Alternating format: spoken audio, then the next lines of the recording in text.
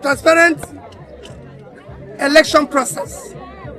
I thank all of you. We must have a better and a new where all of us can be proud to say we are Nigerians.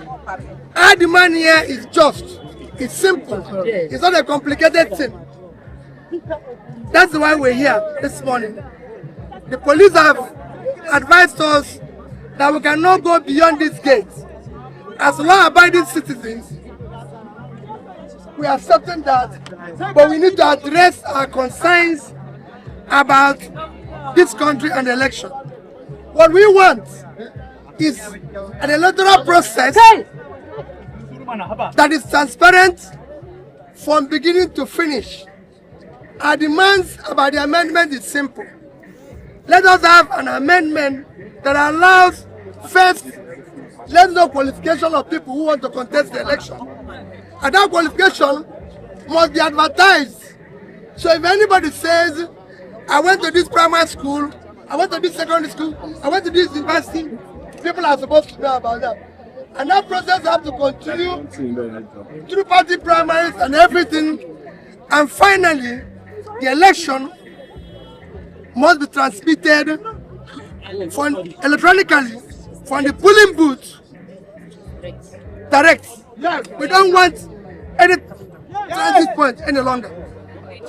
Let people watch it. That's what is happening in South Africa. That's happening in Ghana. That's happening everywhere.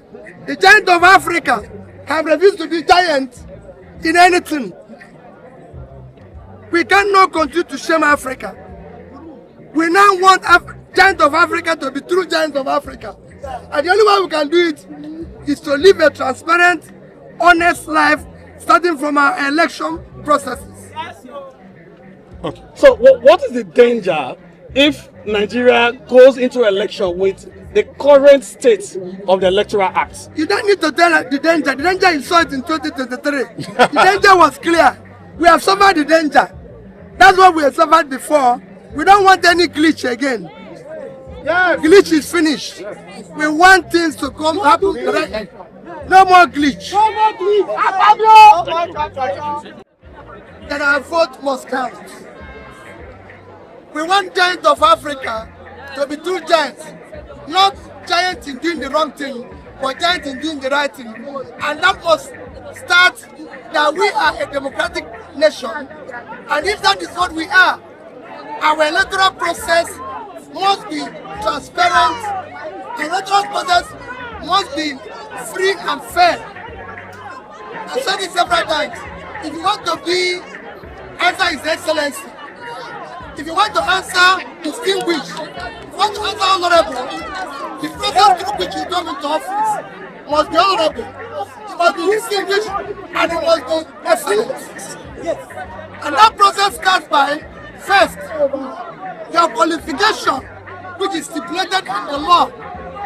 You must show the primary school you went to, the secondary school, the university. That's where it starts. So you are qualified to even contest the election.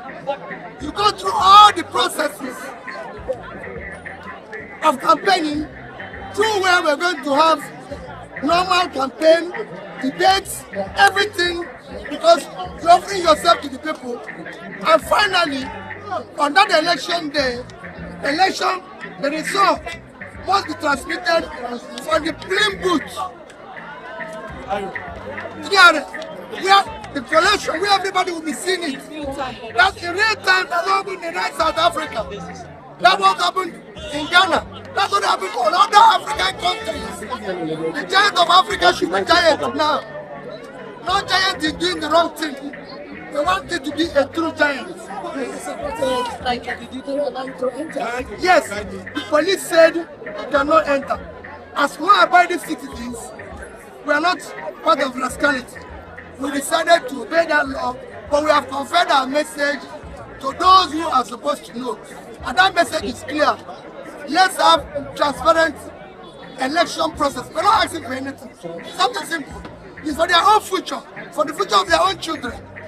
Today there are senators, the honorables, some people are in power, but we are talking about what will endure for the future of the country. We need this country, we need the unity, we need the peace. So, sir, what is the implication of this action?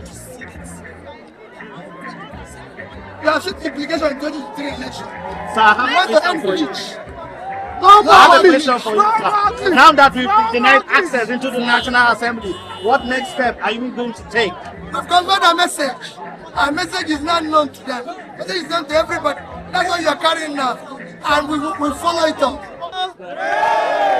We are citizens, we are not slaves. Yes. We are citizens, we are not slaves. Yes. And we're here today making demands, Nigerians from all walks of life. And we're saying that indeed we want electronic transmission of results. And I'm speaking today, and I'm saying, we do not want situation where senators are coming out and making press conferences. Neither do we want situation where they are coming out and doing media rounds or Twitter spaces. And here, I'm saying to you, they have the constitutional power and authority to indeed ensure that there's real-time electronic transmission of results. That is all Nigerians are asking for.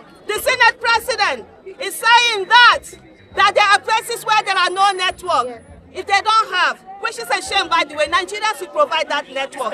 If INEC can register everywhere, they can also provide those networks. And we're saying indeed that the voices of the people should be heard. Great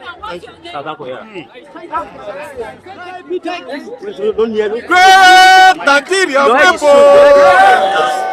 Of the greatest and the greatest and super greatest Nigerian people. Great Bobo, great Baba, great B. I want to talk, I want to say, I want to speak, I want to. Thank you. Ladies and gentlemen, in the history of the Nigerian people, we've seen people coming out. But this coming out is the one of the most greatest coming out because His Excellency Mr. Peter Obi is here with us. The president of the people. And the reason why His Excellency is here is to show you the capacity of energy. He was in Enugu, he was in Asaba, he was also in Delta State. Yesterday he was in Kano. Today is here to solidarize with you. Tell me, how many of the presidential candidates has come out to come and support you in this regard? Two, the issue is about the lives and properties of Nigerian people. They have held us in perpetual poverty for too long. The only thing that we hold on to ourselves is having a credible election. It's credible election that will give us credible leaders. We are saying that we must have credible election, and that means transmission of result from the polling unit directly to the RF. Where they used to manipulate with is at the collation center. We say no to collation center. We say direct transmission of result. We say we must have credible election in Nigeria. No transmission of result in election, no election. Election must be done credible. We must have credible leaders in Nigeria. Great Nigeria people! People We are back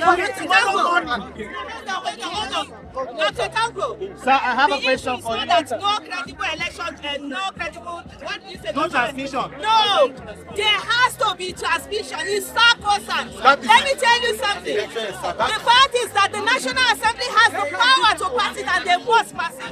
The same way they did their two-thirds when it came to rivers, they must do that same two-thirds. That is why we are insisting. So they are not saying no, there will be election, there will be a mandatory electronic transmission of results. We must Listen to the people because the people are the ones who employ them to be in the National Assembly. Do we have Democrats who are afraid of peaceful elections in Nigeria?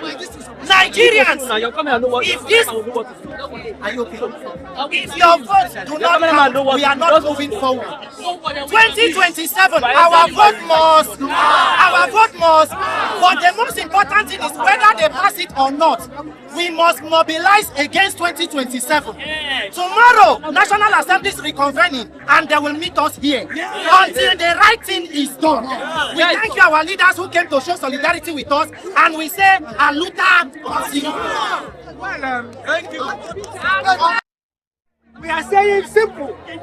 Different from what our leader, the president of the masses, has said, Mr. Peter Obi, we are saying no to harmful exercise of discrimination.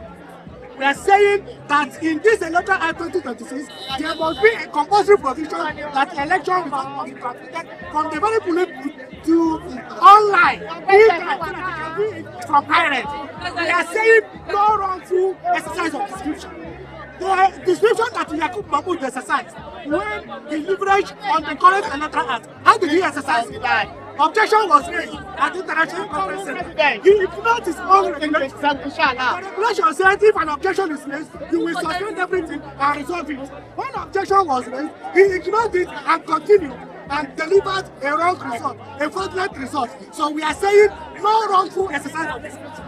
The Senate must know that Nigerians are saying no and will resist wrongful exercise of discretion. The issue of whether election should be transmitted to the INEC must not be left at the discretion of the INEC chairman. That is the message.